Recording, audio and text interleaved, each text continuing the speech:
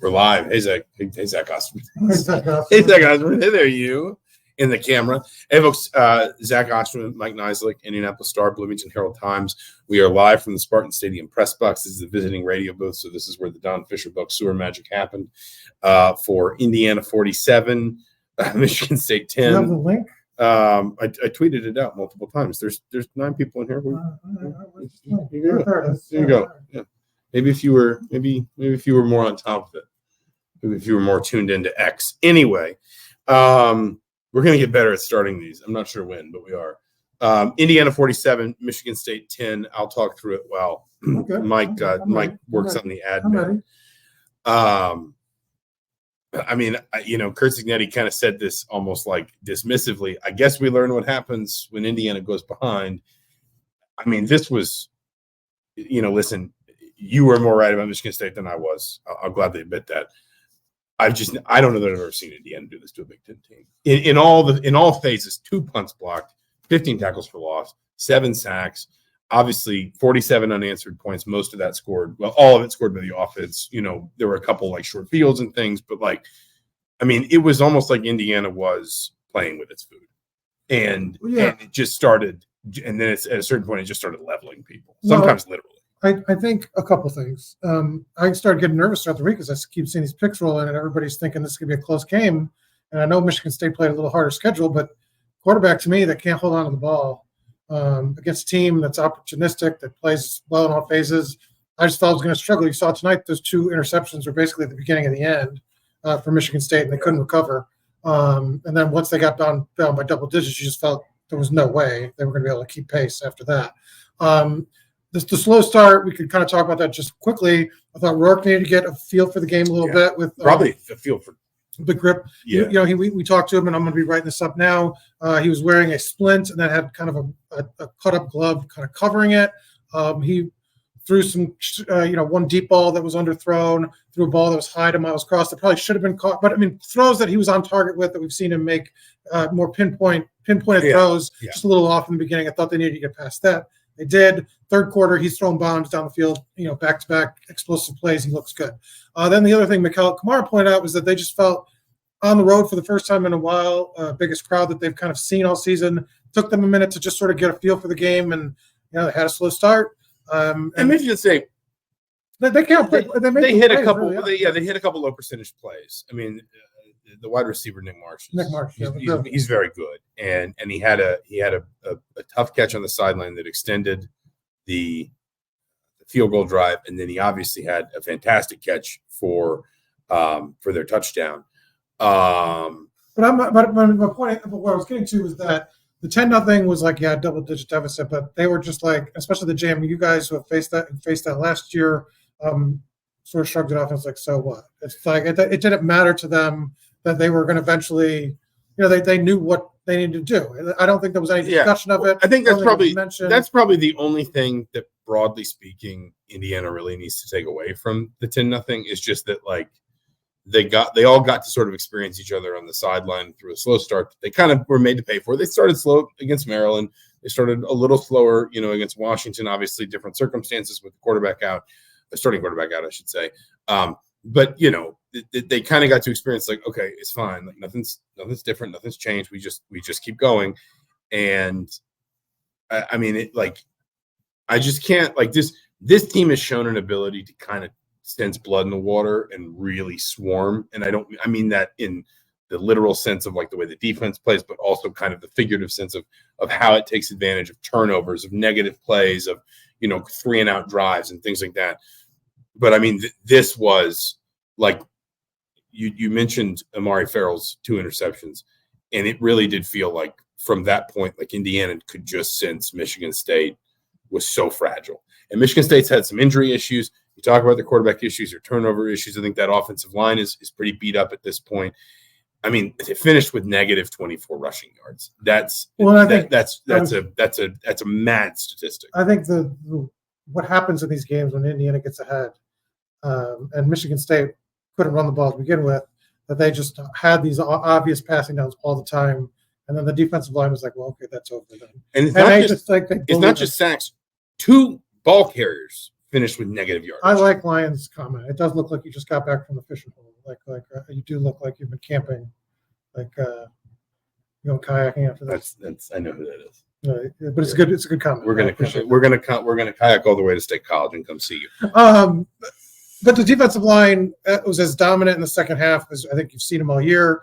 Mikel Kamara, I jokingly asked him, did he feel bad for what he did for that backup quarterback? Because he came into the game. He gave up. And he came into the game, and Kamara came through the line, and he was just like, all the no. Like, thank you, but no. Like, it was, he almost knocked two quarterbacks out, clean hits, within 2 plays of each other.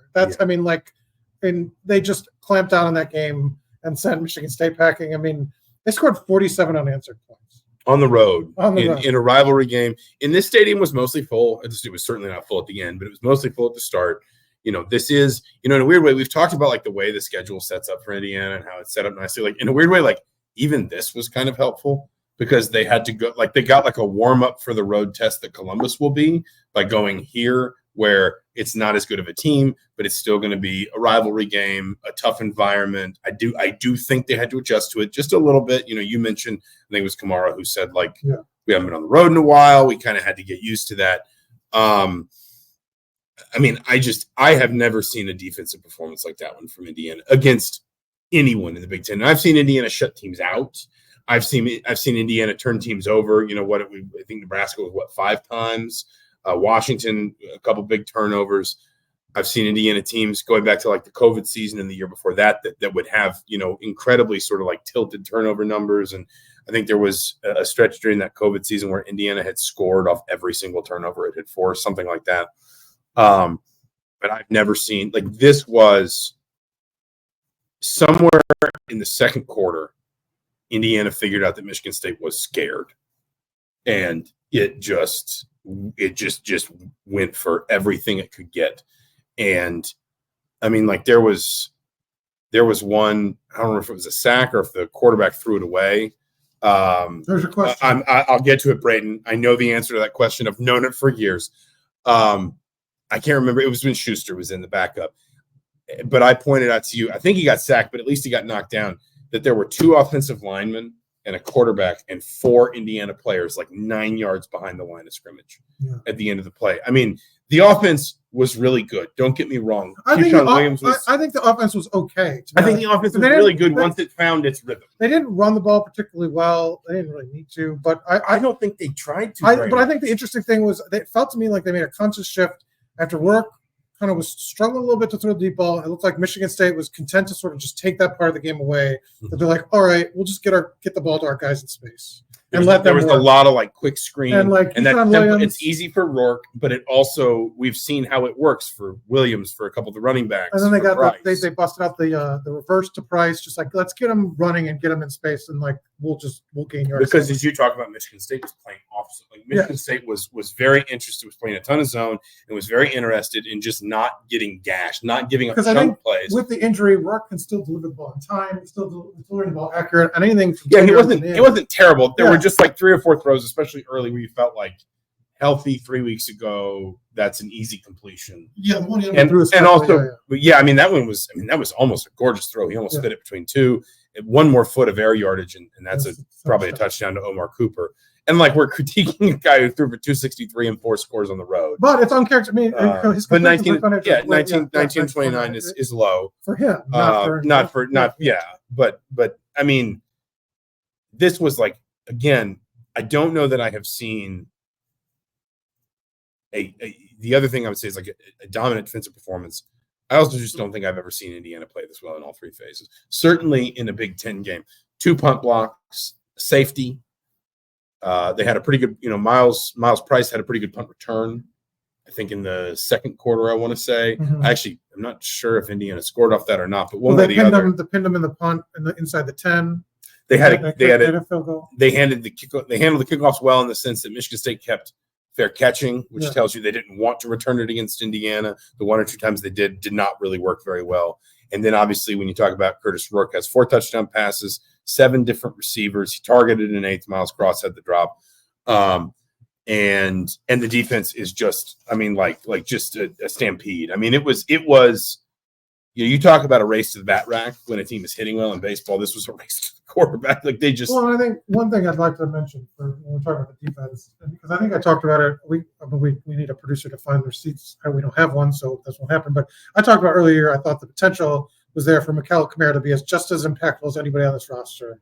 Is like a pass rusher, a pass rusher. This leads into Brandon's question. When was the last time an Indiana guy had 10 sacks? 2008, Jamie Curlew. All right, so he's halfway now. I think he had 2.5 today. I think he had 4.5 tackles for loss. To phrase that better, he is half a sack away from 10, Mikel Kamara. Yeah. And he has a pass rush win rate coming in today that will surely go up after today, but it was like above 15%, third in the FBS among all defenders on quarterback pressures.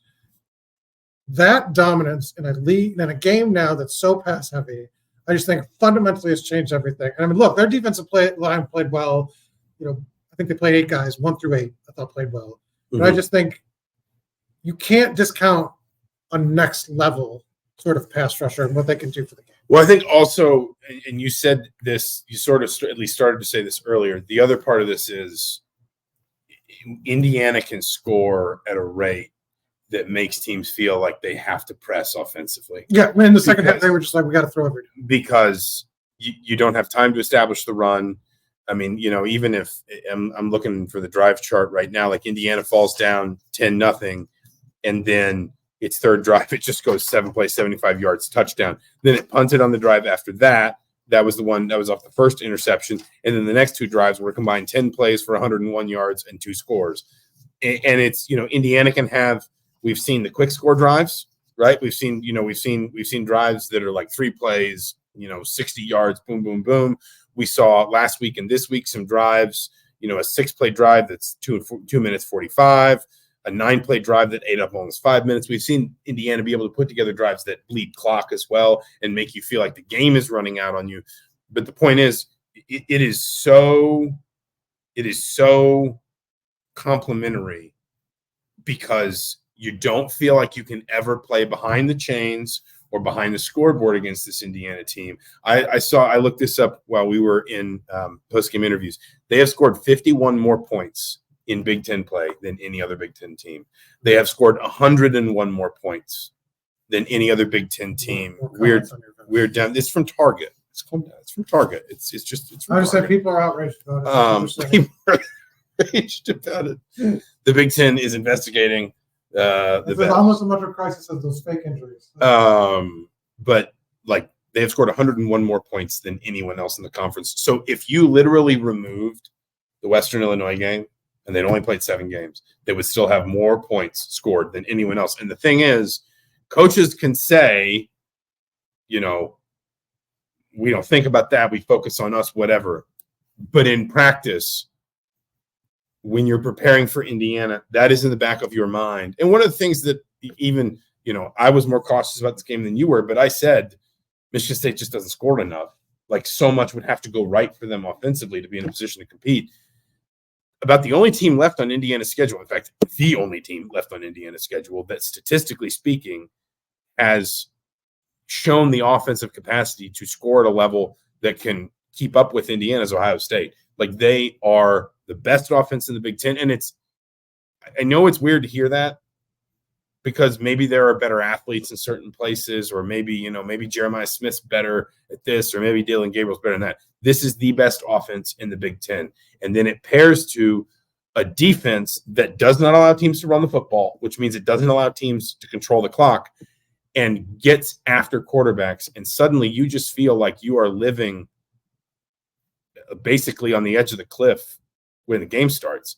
And honestly, there is an extent to which I would be more afraid of Indiana after today when the whole conference would have looked at that score. At 10, I know Kurt Cignetti kind of waves it off, but the whole conference would have looked at the scoreboard at 10-0 and said, okay, that's interesting. Michigan State's not great. They're 4-4. They've got issues, but they're up 10-0 at home. Indiana might be in a little bit of trouble here. And Indiana's response was to absolutely bury Michigan State. See what I said? Whoever fell asleep after the first quarter could be very surprised. Like it was. Yeah.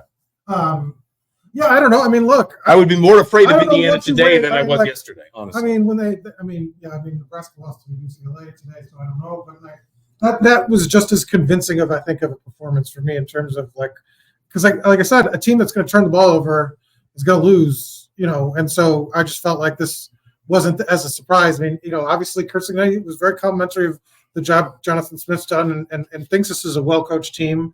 And so maybe this weighs more. I don't know. But I mean, in terms of this has been par for the course of what they've done, though, this year. I mean, it's like at what point do you stop saying, wow, right? I mean, it's like this is who they are right now. Their margin of victory in Big Ten games was more than 26 points. Well, that's the record. They've never won 9 straight games by double digits. And, we've talked, you pointed out, this is the largest margin of victory in the series. The most points ever scored by Indiana. So, I mean, by 16, too. It wasn't like they scored 45 a couple of times. Actually, that's not true. It's the most points scored here by 16. It's the most points scored by 1 in the series. Yeah, so, but, I mean, it's just like, you look at the numbers, and this is what they've done to teams. There's been nothing close about these first 9 games. Do you have any other business from today? Because I do think that we need to discuss the playoff first. So any other business? Well, we can set it up by saying the playoff rankings. First ones come out Tuesday. Yeah, Tuesday night. Nothing else going on. Right. Yeah. No one's going to be paying attention to anything else.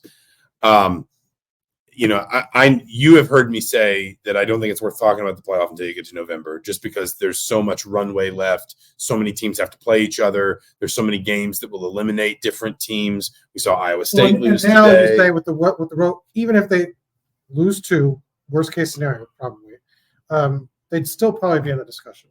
In the discussion, I think it'd be a hard road, but I'm saying now they would need some other people. Now, I mean, now you're in the discussion really. No matter what. I mean, yeah, because I think what makes it different now is not just that the rankings coming out Tuesday; it's that the path is very clearly defined. I find it, even with the schedule, very hard to believe they will leave an 11-1 Big Ten team out. I don't think, especially because now there is some hoodoo that they could do if they want to just start giving the SEC a ton of credit. If the SEC is going to have a bunch of 2-loss teams and they say, well, you're all 2-loss teams because you're all just so good that you beat up on each other. But I would be really surprised if they left an 11-win Big Ten team out of the college football playoff. It's top 11, not top 12. That's important because the group of 5 is guaranteed 1 spot. So you have to be in the top 11. If Indiana were to win the Big Ten, obviously that gets them an automatic qualifier, probably gets them a double bye. Or what is it? Or no, just a bye, not a home game, but a bye. But I mean, just in general, the path is very much there now, and both because of the way this team plays, and also because of how short the schedule is, where they play, who they play, and the fact that they are going to be a comfortable favorite in both of these home games. And honestly, especially given they're coming into that Ohio State game off a bye, I would not dismiss that game either. No, and I don't think they're going to be talking about that. I mean, they're going to be talking about going and defeating the Big Ten title game at this point. I mean, Mikel Kamara said after the Northwestern game, our goal is to win a natty. And everyone was like, "Oh, that, right?" I mean, I don't just. I mean, I don't. No, but 4 weeks later, it sounds now a they little different. have a real path. Without knowing all the results from today, obviously there's games going on. We can get more into this kind of in the week, but their tiebreakers they're in a tough spot with tiebreakers. Yeah. If they finish with 1 loss, it's very difficult for them to get to Big Ten tournament. There's that of it all, right? So winning out prevents sort of any of that, because if they have 1 loss, they're probably not going to. Does that help or hurt them? You've kind of said that you don't think they'll be penalized for that. Either way, if they went to the Indy and lost, or if they don't make it, you don't think that they'll be penalized? No, you can't really do that with 18-team conferences anymore. So, you know what I mean? You think that won't matter. So there's a lot of interesting scenarios and kind of how everything will shake out. We'll see. But I think this team's feeling very good about itself right now in terms of undefeated is the way we're going to talk about it. I just think, broadly speaking, if Indiana winds up somewhere 9 or better in the playoff rankings and wins 2 of his last 3 games, it will be, I think, hard for them to fall out. And especially if the loss isn't super. Yes, that is the one. That is the one sort of wrinkle. I would not bet on Purdue in that matchup as things currently stand. I don't think so. I mean, they're just a really good football team. We've, again, like you run out of ways to say it, but I mean, like, you do. I mean, because really they are just kind of like they're just blasting teams apart. And I mean, again, well, here's one thing I would say that was interesting. Instead of just talking about kind of more of the same, when I asked Chris about Curtis Rourke, it did seem like he had doubts about starting him almost, and that at some point he said, I just had to let go and say, I just got to believe in the team that I've built. And he said, we just got to go attack. And that's why the game plan didn't even look any different, because we got to be who we are. And so we didn't. And that was what they did last week. We didn't walk in. A lot of that Washington game. We didn't say like, oh, with Curtis with the thumb, we got to run the ball a little more, or oh, we'll try. They adjusted after that first quarter, but it felt like, I thought that was interesting, in that we haven't seen Kurt Cignetti sort of say, I had doubts about something, or I had doubts about our team at all. Not that he was doubting the team, but just like, because like, and I asked Curtis this too, like, you have to be careful, like, I'm good, even though maybe I'm at 85, like pushing to get in the game, but maybe saying, is that going to hurt the team? And I thought that was kind of an interesting balance, and something we haven't seen from Kurt Cignetti this year, because he's such a very confident person. Last thing we should address, Braden also asked a question that is a little bit bigger picture, and I think is relevant specifically to this game and this team. He said, it feels like the gap between the haves and the have-nots in college athletics has gotten a lot smaller in recent years. Does that also help explain the success Indiana has had this year? I think, number one, I think the answer is yes.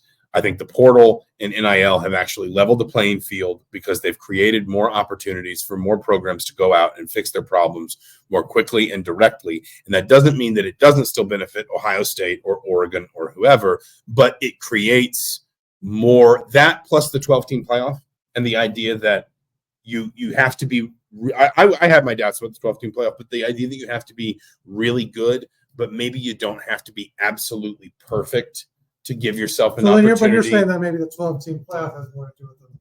Well, see, I think the reason I think I was wrong about the 12-team playoff is because the portal has created this leveling, this sort of leveling opportunity that now says more teams are going to be out there deserving a path to try and compete for a national title. But the other reason why I think it's relevant is like this matchup specifically, and this is the micro, not the macro. I don't want to make this out to be the absolute sort of alpha and omega of the trend, but like, you weren't around for Indiana's days in the Big Ten East for the most part. Ohio State, Penn State, Michigan have been Big Ten royalty for basically as long as they've been in the conference, respective to their membership.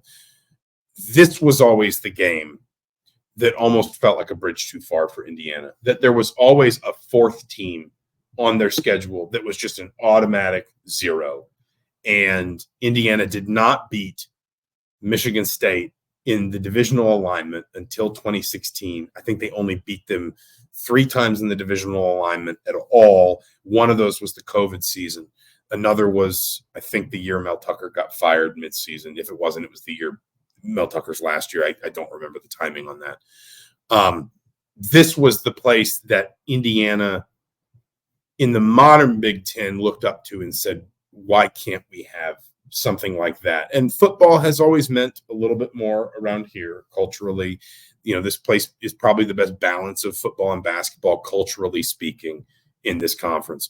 But Michigan State was the one where they just made a succession of smart hires by and large, and coaches that, from Nick Saban, Bobby Williams had some up years, some down years. John L. Smith was not, but then they followed that up with Mark D'Antonio, and they just kind of kept progressing the program until they got to a place where they were competing at the top end of the league. And they weren't doing it because they suddenly just started pouring.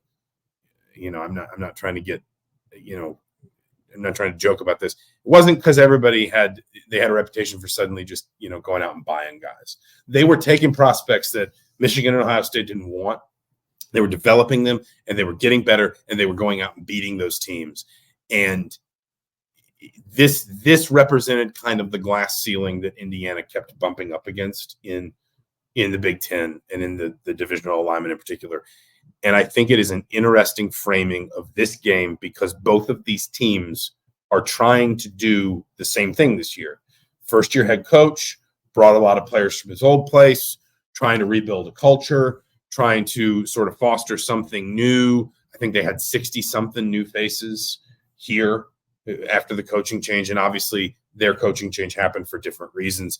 But I just think it is an interesting sort of framing to this game now when you consider the recent history of this rivalry, what Michigan State has kind of represented to Indiana as a program, and the extent to which, when you talk about the playing field leveling a little bit, it's about getting right the process that Kurt Cignetti used to build this team. So I kind of, it's hard to, like, I disagree. I don't think NIL has helped the Indianas of the world, because I think it puts other teams and other programs, like Oregon has a head start by a wider, and Ohio State's on a head start. Maybe. What the rule that changed everything, the transfer portal, but also the rule change that came with it in terms of roster limits, how you can turn over roster for a year. Like Indiana's roster, you wouldn't have been able to do it because you couldn't take that many scholarship players a couple of years ago. So the coaches now, like the technical rule changes, I think are having a bigger impact than the NIL of it, because I don't think NIL particularly helps Indiana, because they're always going to be like, and if we look at the 12-team playoff, I think other than maybe Indiana, 11 of the teams are going to be the teams you thought they were, are programs that had a head start, right? Like most of the programs are going to be in that sort of elite group that have a good amount of money. I mean, some of them. Maybe some teams sneak in, and that's kind of what happens from year to year, is that you get a team that kind of goes up. But I think you see more teams do the transfer portal badly because it's hard to flip a roster than you do see them do well. But I think the changes that were made to the rules allowed new coaches really a chance to sort of build a program from the ground up year one now, where you couldn't do that before just because you couldn't bring in all those people. So, I mean, now you have a chance to say, I'm starting from scratch.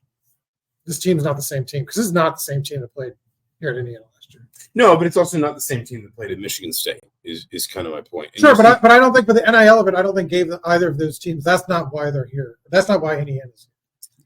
Maybe. I think you're underestimating Indiana's ability to marshal what resources it has. But there's probably, would you say there's 35, 40 teams with Indiana maybe equal to Indiana's budget? It's probably a smaller list. I'm probably talking about 20 and 25, I guess. I don't know. But at like the start of December when they were I mean, maybe because now I think it's probably more, obviously. Yeah, I mean, I think there's. So I mean, I just feel like that, and Indiana was probably behind, by quite a amount. Like those top 10, top 15 teams were probably way ahead in terms of like what their resources were. So it doesn't help them.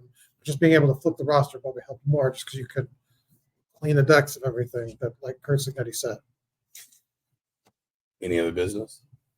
I mean, this vest's got 2 demerits. I mean, do you have to? No, I love this vest. I have 3 of these. I have a navy one, 3, a crimson one, and this one. Crimson. And they're all from Target.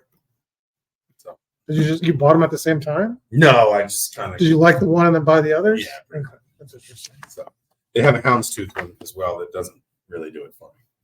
But houndstooth? Yeah, like the pattern. Ah, okay. Yeah. So, but you thought about it. The Bear Bryant of vests, if you will. He's Mike Niziolek. I'm Zach Osterman. This has been Mind Your Banners. A bunch of you joined. This is probably the biggest live stream we've gotten so far. And what did the people that just tuned in, they're talking about vests? Mind your vests. You'll have to go back and look at the comments. Yeah. People weren't happy about the vest look.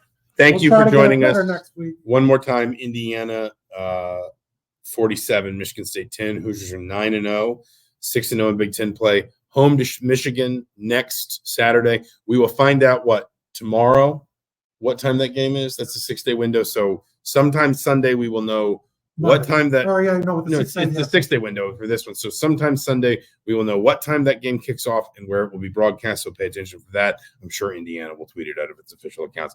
He's Mike Niziolek. I'm Zach Osterman. This has been Mind Your Banners. Thank you so much for watching. We'll talk to you soon.